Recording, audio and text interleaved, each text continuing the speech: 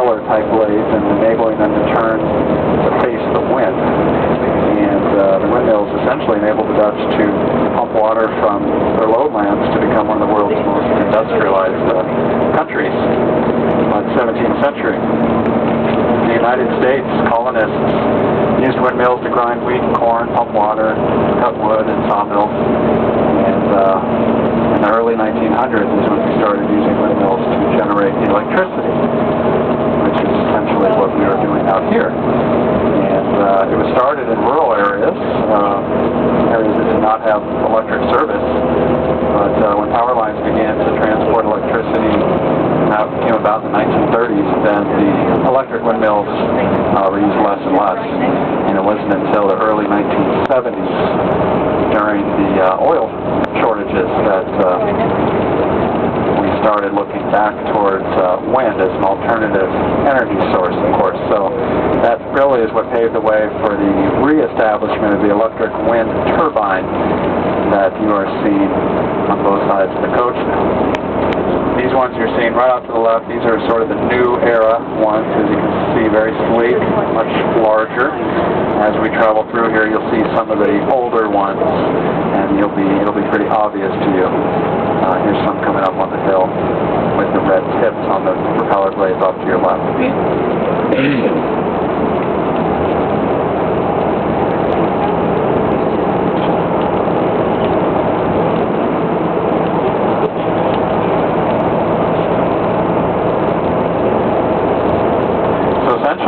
If you remember back to elementary school, we all learned that wind is a form of solar energy caused when the sun's uneven heating of the Earth's surface.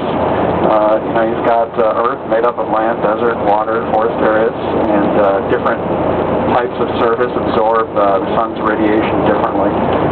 So during the day, we get the air above land heating up more quickly than the air above water. And this hot air over the land expands and rises.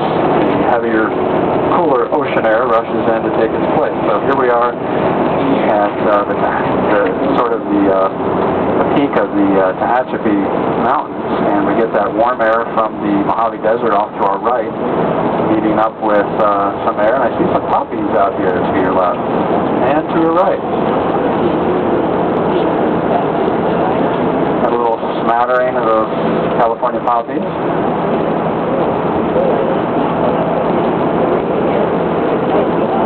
So you get the warm air meets the cold air coming in off the ocean, and we create a nice place to create wind, and here we are trying to harness that wind energy.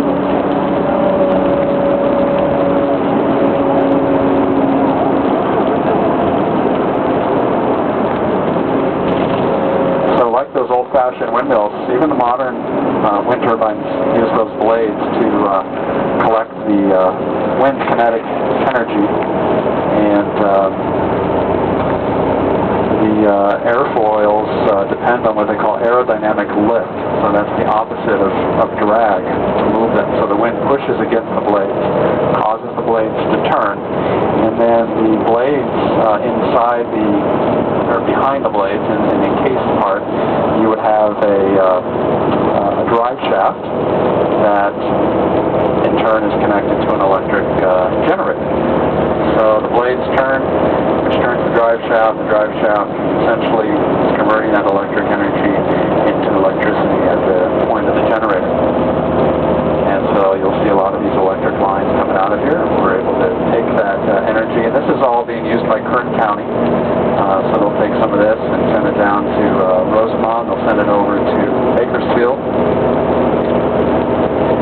Looks like today these things are moving at a pretty good speed, and the wind really gets going in here, sometimes up to 50 miles an hour. These things are spinning real fast.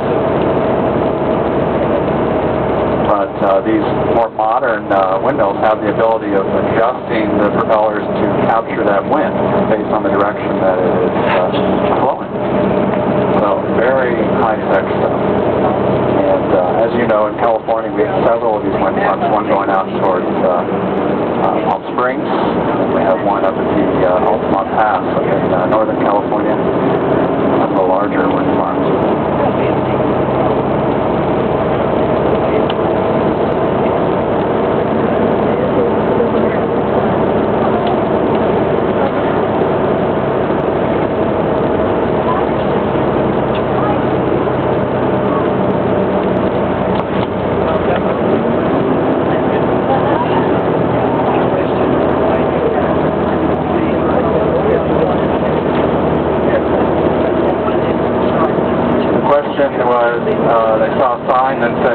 then black ice slow down, is that what it said? Something like that, yeah. Lives lost, yes.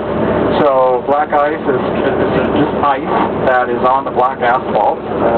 You know, ice is clear, and so it looks like black ice. But that's just, you know, we're now approaching 4,000 feet in elevation. And when you get precipitation up here, it freezes. That's all it is, ice on the road. Hard to see, and they're just telling people to slow down. There's a lot more poppies here down to your left. A little smattering here on the hills.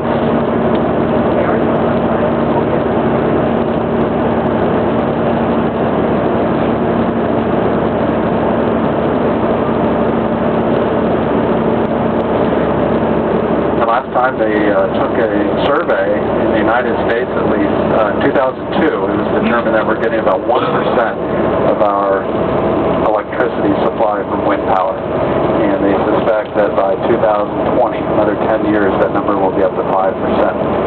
And that, not just California, but there's some farms being developed out in middle America. Iowa, I know, is working on a big farm. And a lot of states are jumping on this because there is a federal incentive, you know, to put people to work and to generate green energy, as they call it. So that number is going to increase, that percentage that we get from